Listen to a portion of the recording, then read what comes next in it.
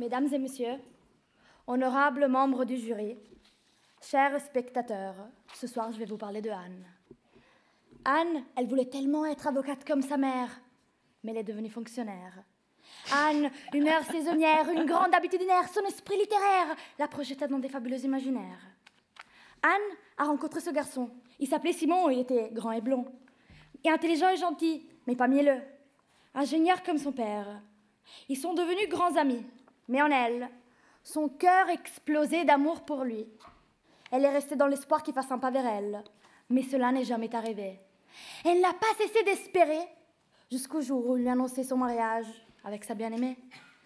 Quel cœur brisé, frantumé, dévasté. Mais pour Anne, juste une autre fatalité. 10 août, chaleur aride et insupportable, comme si l'oxygène ne voulait pas rentrer dans ses poumons. La ville commence à se désertifier. Le inconfort est palpable dans les rues de Paris. Les 3 arrêts habituels de métro semblent ne jamais se terminer. Mais serrés entre les gens transpirants, Anne ne pense qu'aux vacances, au soleil qui réchauffe sa peau et qui sèche ses blessures, à la mer, à la brise du soir, à cette odeur de vie que l'on respire sur les plages, entre les cris des enfants heureux et les bruits des vagues qui se brisent contre les rochers. 14 jours d'été, pour enfin se relaxer, après une année qui paraissait interminable, mais qui de l'autre côté s'est envolée comme tous les autres, sans laisser de marque, seconde après seconde, heure après heure, journée après journée, en attendant le week-end, en attendant les vacances, en attendant le temps, pour avoir du temps et le rendre votre temps. Finalement, ils sont arrivés, comme un souffle d'air frais. Alors, hâtivement, Anne remplit sa valise de fatigue, d'anxiété, de frustration, en espérant de rentrer chez elle avec un bagage débordant l'optimisme, l'enthousiasme, l'exaltation. Le réveil sonne tard. Anne se précipite à l'aéroport.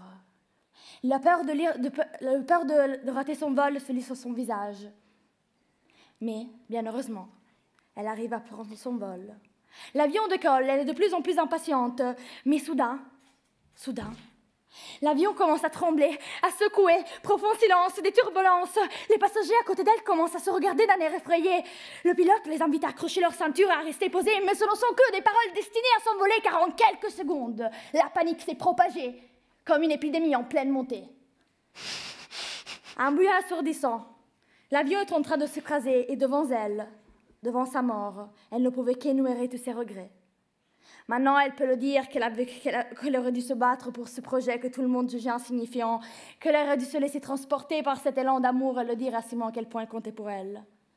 Possible que toutes les choses qu'elle veut, elle les dit seulement quand c'est trop tard. Car oui, désormais c'est trop tard. L'avion est en train de s'écraser au sol. Elle peut se l'avouer qu'elle a vécu une vie grise par peur de l'échec, parce que se laisser emporter par la fougue faisait trop peur. Se laisser emporter, bras le corps, dans quelque chose de ne pas réussir, était bien trop terrifiant. Alors il lui a paru mieux de ne pas essayer. La vérité, c'est qu'elle s'est laissée persuader par tous ceux qui l'ont traitée d'imbécile et d'idéaliste. Elle a passé toute sa vie à établir des limites par peur d'être blessée, au lieu de vivre en essayant chaque jour de les dépasser. Elle s'est laissée passer une dizaine de trains parce qu'elle n'avait pas assez d'élan pour y monter dedans.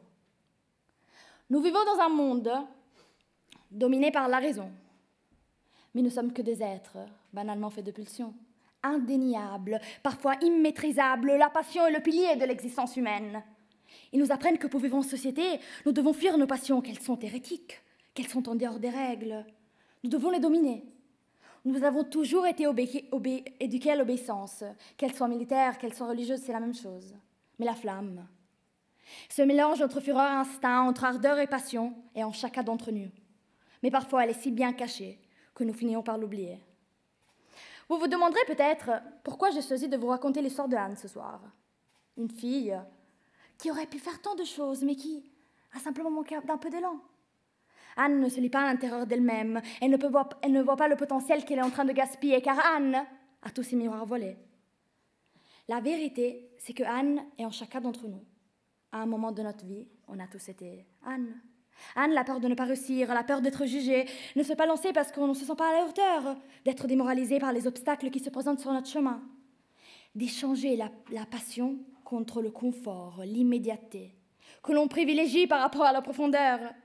La passion, c'est tout sauf le confort. C'est l'attente, la confiance illimitée, la folie, le feu perturbateur, le risque, la peur, l'incertain, le bonheur. Chaque jour, nous tuons la passion. Nous nous cachons derrière des filtres.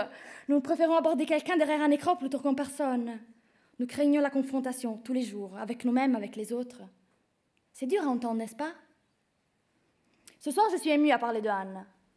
Elle qui a toujours été une comparse, finalement, ce soir, peut se sentir, pour une fois, le personnage principal. Je pourrais vous dire comment sa vie aurait pu être différente, mais je ne le ferai pas.